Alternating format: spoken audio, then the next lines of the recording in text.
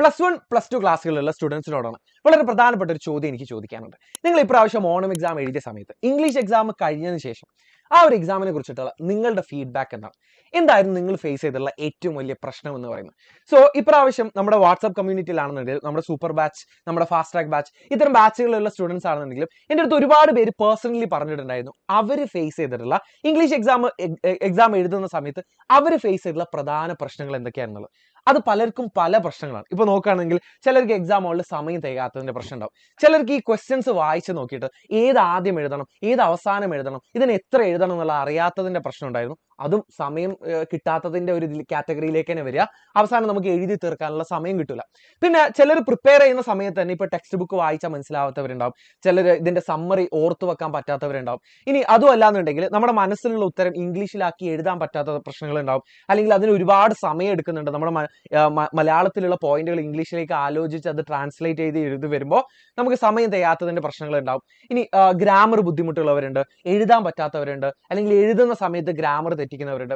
അങ്ങനെ പല തരത്തിലായിരിക്കും നമ്മുടെ പ്രശ്നങ്ങൾ എന്ന് പറയുന്നത്. സോ നമ്മൾ ഇപ്പോൾ ഒരു കൊമേഴ്സ്, ഹ്യൂമാനിറ്റീസ്, സയൻസ് ഏത് സ്ട്രീമിലുള്ള ഒരു സ്റ്റുഡന്റ് ആണെന്നുണ്ടെങ്കിലും ഇംഗ്ലീഷ് എന്ന് പറയുന്നത് എല്ലാവർക്കും കോമൺ ആയിട്ടുള്ള ഒരു വില്ലൻ ആവാറുണ്ട്. ഇതിന്റെ പ്രധാന കാരണം എന്ന് പറയുന്നത് നമുക്ക് പലപ്പോഴും റൈറ്റിംഗിന്റെ പ്രാക്ടീസ് ഉണ്ടാവില്ല.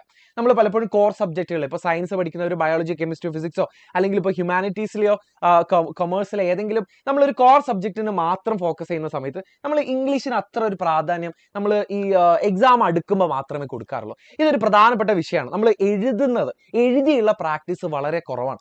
സോ ഇതിനെ കുറിച്ചിട്ട് നമ്മളൊരു വീഡിയോ തന്നെ ചെയ്തിട്ടുണ്ടായിരുന്നു. അതായത് ഇപ്രാവശ്യം ഓണം എക്സാമിന് എന്തായിരുന്നു ശരിക്കും പറഞ്ഞാൽ നമ്മുടെ പ്രധാന പ്രശ്നങ്ങൾ എന്ന് പറഞ്ഞുകൊണ്ട് നമ്മൾ അതിനെക്കുറിച്ചിട്ട് ഡെഡിക്കേറ്റഡ് ആയിട്ട് ഒരു വീഡിയോ ചെയ്തിട്ടുണ്ടായിരുന്നു. സോ നമുക്ക് ഈ ഒരു പ്രശ്നം എന്താണെന്നത് പറയൽ മാത്രമല്ല, നമ്മൾ ഇതിനൊരു എഫക്റ്റീവായ സൊല്യൂഷൻ കണ്ടെത്തുക എന്നുള്ളത് കൂടിയാണ് എജ്യൂപോർട്ട് നിങ്ങൾക്ക് വേണ്ടി ഒരുക്കുന്നത്. സോ നമ്മൾ ചെയ്യാൻ വേണ്ടി പോകുന്നത് ഇത്രയാണ്. നമ്മുടെ +1 +2 സ്റ്റുഡൻസിന് വേണ്ടിയിട്ട് ഈ വരുന്ന ഒക്ടോബർ 7-ാം തീയതി, അതായത് ഈ ചൊവ്വാഴ്ച കൃത്യം 7:30 മണിക്ക് നമ്മളൊരു വെബിനാർ പ്ലാൻ ചെയ്തിട്ടുണ്ട്. ഈ വെബിനാർ കൊണ്ട് നമ്മൾ ഉദ്ദേശിക്കുന്നത് ഇത്രയേ ഉള്ളൂ. നിങ്ങൾക്ക് ഇംഗ്ലീഷ് എത്ര പഠിച്ചിട്ട് നിങ്ങൾക്ക് മാർക്ക് കിട്ടുന്നില്ല എന്നുള്ള ഒരു പ്രോബ്ലത്തിനെ അഡ്രസ് ചെയ്തുകൊണ്ട് അതിന് കൃത്യമായിട്ടുള്ള ഒരു സൊല്യൂഷൻ കൊണ്ടുവരാനാണ് ഈ ഒരു വെബിനാർ നമ്മൾ പ്ലാൻ ചെയ്തിരിക്കുന്നത്. അതായത് ഇനി ക്രിസ്മസ് എക്സാം വരെ എത്രയാണോ ദിവസമുള്ളത് അത്രയും സമയം നമ്മൾ എങ്ങനെ പഠിക്കണം, ഓരോ ചാപ്റ്ററും നമ്മൾ എങ്ങനെ പഠിക്കണം, അല്ലെങ്കിൽ നമുക്ക് എത്രത്തോളം ഈ ഒരു ക്രിസ്മസ് എക്സാം ആകുമ്പോഴത്തേക്ക് പഠിക്കാനുണ്ട്, അതിനൊക്കെ കൃത്യമായിട്ട് സിസ്റ്റമാറ്റിക് ആയിട്ട് സ്ട്രക്ചേർഡ് ആയിട്ട് എങ്ങനെ പഠിക്കാം, ഇത്രയും കാര്യങ്ങളാണ് ഞാൻ ഈ ഒരു വെബിനാറിൽ ഡിസ്കസ് ചെയ്യാൻ വേണ്ടി പോകുന്നത്.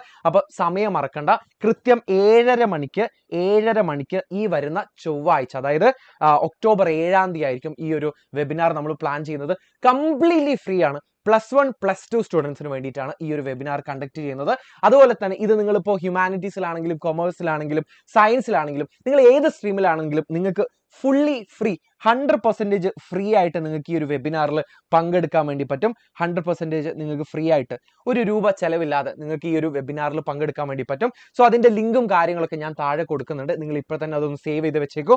സോ ഈ ഒരു വെബിനാർ എന്ന് പറയുന്നത് നിങ്ങൾക്ക് എന്തായാലും ക്രിസ്മസ് എക്സാം വരെയുള്ള ഇംഗ്ലീഷ് എക്സാമിന്റെ അല്ലെങ്കിൽ ഇംഗ്ലീഷ് സബ്ജക്റ്റിൽ നിങ്ങളുടെ പ്രിപ്പറേഷൻസിൽ ഒരുപാട് ഹെൽപ്പ് ചെയ്യാൻ പോകുന്നതായിരിക്കും. അത് എൻ്റെ പ്രോമിസ് ആണ്. അപ്പോൾ നമുക്ക് വെബിനാറിൽ കാണാം. I will see you there.